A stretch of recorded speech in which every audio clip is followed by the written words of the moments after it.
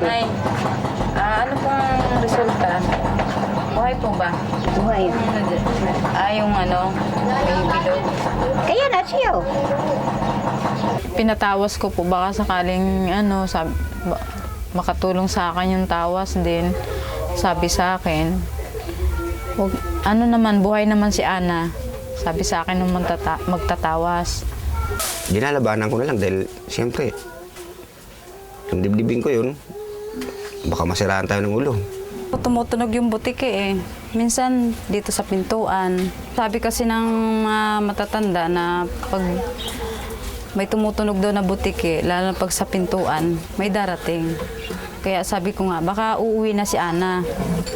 Tinatawag ko siya parati para umuwi siya sa bahay.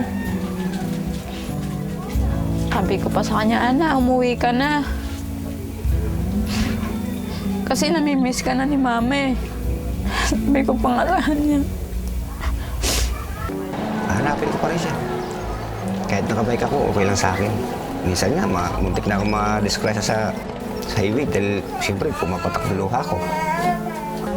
Pwede po bang magtanong kung mayroon po bang bata na nawawala? Yung Pilaw, 8 years old. Kailan ba ito nawala? nung 28 lang po ng January. Pero meron pong kahawig na bata na punta po dito, kahawig po nito. Ay, baka Baka sakali po siya. sakali po. Oh. Kasi po, kinakaunseling po siya dun sa park. Gusto ko makita. Oh.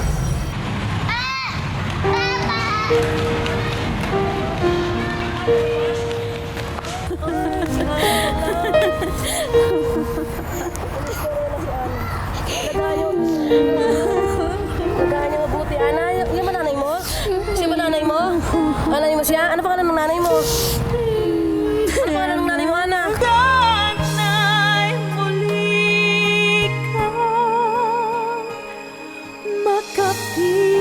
Nasubukan nyo na bang magpatawas o sumangguni sa albularyo? Bagamat hindi kinikilala ng simbahan ang gawaing ito, marami pa rin ang sumusubok dito, pati na ang mga nawawalan ng anak. Sa Diyos, Amay, makagahom sa natanan, magpurukat sa kani si Kristo. Pigil hiningang minamasdan ng mag-asawang Lorna at Arsenio ang malaorasyong ginagawa sa kanilang harapan. Lalo na nung simulang tunawin ng magtatawas ang kandila. Hindi sila nakulang at lalong hindi naengkanto. Nais lang nilang malaman kung nasaan na ang 7 taong gulang nilang anak na si Ana na 2 linggo nang nawawala. Ay, ano pong resulta? Buhay po ba? Buhay. Yung may bilog. Kaya na siya. Pinatawas ko po, baka sakaling makatulong sa akin yung tawas din. Sabi sa akin, buhay naman si Ana. Sabi sa akin nung magtatawas. Ginalabanan ko na lang dahil siyempre, yung dibdibin ko yun, baka masiraan tayo ng ulo. Sa 8 nilang mga anak, nag-iisang babae si Ana. Kaya maiisip na siguro natin kung gaano kasakit ang pinagdaraanan ngayon ng mag-asawa. Sa mura kasi nitong edad, naaasahan na nila itong tumulong sa mga gawaing bahay. Kasi po yun si Ana, yun na po talagang minsan inaasahan ko eh. Mag-aalaga ng kapatid niyang maliit. Pag inuutosan ko, madali lang utosan. Pag nag-iigib po, yun lang po inaasahan ko mag-igib si Ana. Kaysa mga lalaki ko, yung mga anak kong lalaki. Kwento ni Lorna, wala raw siya sa bahay nung nawala ang kanyang anak. Ang mag-aama lang daw niya ang naiwan sa kanilang tahanan. Sabi niya sa papa niya, Papa, sandali lang po ako, bibili lang po ako ng ice candy raw, dyan sa tapat namin. Sabi ng papa niya, kasi naglalaba papa niya dyan sa bahay. O sige, huwag kang lalayo, Ana, ha? Opo, sabi ni Ana. Tapos, simula na po noon, hindi na po siya bumalik. Nung umandar ang ilang oras at hindi pa rin bumabalik si Ana, gumapang na sa kanila ang pag-aalala. Dito na nila sinimulang hanapin ang bata, pero parang naghanap lang daw sila sa wala. Minsan kasi dito tumutunog yung butike eh. Minsan dito sa pintuan. Sabi kasi ng mga matatanda na pag may tumutunog daw na butike, lalo na pag sa pintuan, may darating. Kaya sabi ko nga, baka uuwi na si Ana. Etong tuwa naman ako pag may tumutunog na butike. Sabi ko, ay salamat, darating na si Ana. Kaya nag-aantay lang po kami na hanggang ngayon, nag-aantay kami na uuwi si Ana. Pero wala pa rin po, hindi pa rin umuwi si Ana. Wala nga naman daw mawawala kung maniniwala sa kasabihan ng mga matatanda. Kaya't pati tunog nga ng mga insekto at kulisak, pinapatos na ni Lorna.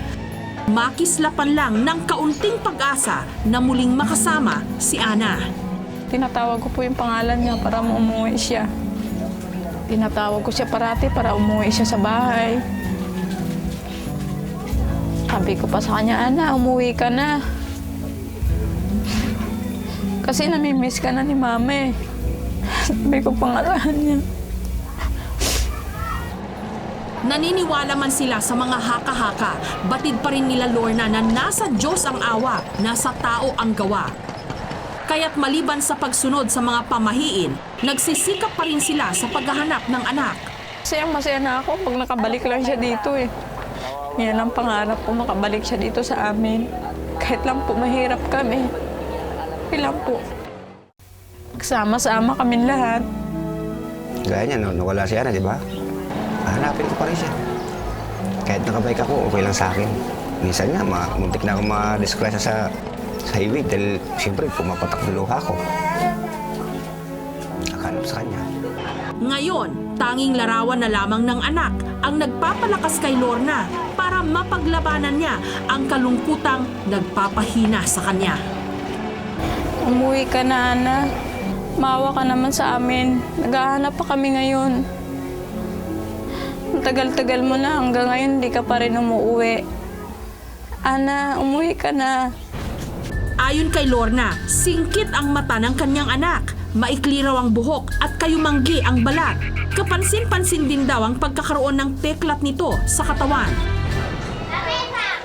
Samantala nito lamang nakaraang Lunes, isang 7 taong gulang na batang babae ang idinulog sa aming programa ng Reception and Action Center o RAC sa Kamuning. Ang pangalan daw ng bata, Ana. At nakuha agad nito ang aming atensyon dahil malaki ang pagkakahawig nito sa nawawalang anak ni Lorna. Kwento ng social worker, mag-iisang linggo pa lamang daw ang paslit sa kanilang pangangalaga. Bibong-bibo raw si Ana, kaya't hindi sila pinawisan sa pagkuha ng mga impormasyon mula sa kanya. Sa katunayan, itinuro pa nga nito kung saan siya nakatira. Sa kasamaang palad, 2 beses siyang ginawa ng paraan para makita yung pamilya ng bata based doon sa mga sinasabi niyang lugar. Pinuntahan nila yon, hinanap nila yung kung saan pwedeng makita yung pamilya ng bata. Hindi nila nakita. dahil bigo silang matunto ng bahay ni Ana, nagpasya na lang silang pansamantalang arugain ito sa RAC at doon nila na lamang may malalim pa palang kwento sa pagkawala ng bata. Nung araw daw na yon, nung siya'y nawala, naglalaro lang siya sa may tapat ng bahay nila. And yung mga kalaro niya, naiwan siyang mag-isa. Habang nag-iisa siya doon, merong lumapit sa kanya na 2 babae at 1 lalaki. At pinilit siyang isakay sa tricycle. At yung tricycle daw na yon, meron din kasamang isang jeep. At habang nasa daan daw sila, nagkakagulo, nagtatalo-talo yung mga kumuha sa kanya kung sino yung kukuha sa kanya. Hanggang sa para na lamang daw kuting na iniligaw si Ana ng mga tumangay sa kanya. Kaya lumakad-lakad na lang siya sa pagbabakasakali na matuntun niya yung bahay nila. Pero hindi nga nangyari yon, kaya nakarating sa amin yung bata. Sa pakikipag-usap nila sa bata, damang-dama nila ang pangungulila nito sa kanyang pamilya. Sabi niya, namimiss na raw niya yung nanay niya, sa gustong-gusto na raw niya umuwi sa pamilya niya. Hindi, mabait daw yung pamilya niya, mabait yung nanay niya, at naaawa nga raw siya kasi yun daw yung pagtulong niya sa nanay niya, lagi niyang ginagawa, wala na raw katulong yung nanay niya. Kaya't ang tanging dalangin ng isang munting anghel ang makabalik sa itinuturing niyang langit. Paano nagpupray ka kay Lord? Anong dinadasal mo lagi? Sana magkakasama kami. Ma, ito na po dito. Na po umuwi. Wala pang 24 oras nung muli naming balikan ang mag-asawang Lorna at Arsenio. Mula Cainta sa Rizal, isasama namin sila sa Quezon City para sila mismo ang kumumpirma kung ang nawawala nilang anak ang batang kinukupkup ngayon ng RAC. Iniisip ko po na mahanap na natin si Ana na maibalik na sa amin. Bawat segundo mahalaga para sa mag-asawa, kaya't pagdating sa RAC, nag-umpisa na silang mag-usisa. Pwede po bang magtanong kung mayroon po bang bata na nawawala? Yung Tilaw, 8 years old. Kailan ba ito nawala? nung 28 lang po ng January. Pero meron pong kahawig na bata na punta po dito. Kahawig po nito. Ay, baka sakali po. Oh. Kasi po, kinakaunseling po siya dun sa park. Gusto ko makita. Nung mga sandali namang yon, walang kamuang-muang si Ana na ilang hakbang na lamang ang kanyang pagitan sa kanyang mga magulang.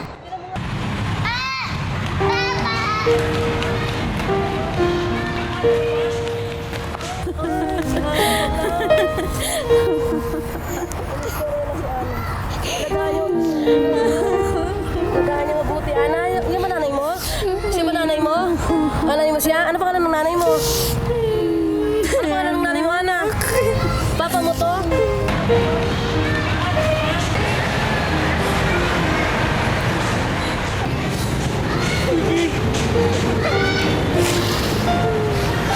Hanap po namin araw-araw eh.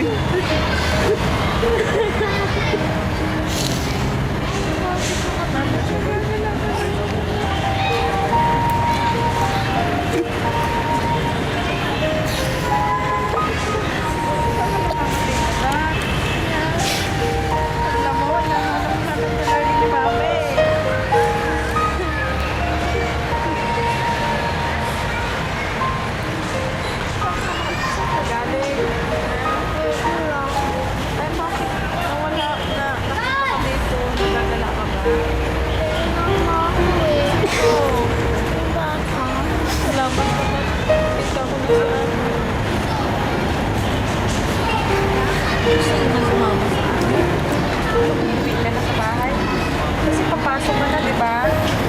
Nahanap ka ng teacher mo. Mga kapatid mo doon, nahanap ka nila. At tila naputol na ang tanikala ng kalungkutan na bumihag sa mag-asawa sa loob ng 2 linggo. Hindi maiiwasan kung paminsan-minsan tayong naniniwala sa mga pamahiin, lalo pat bahagi na talaga ito ng kultura nating mga Pilipino.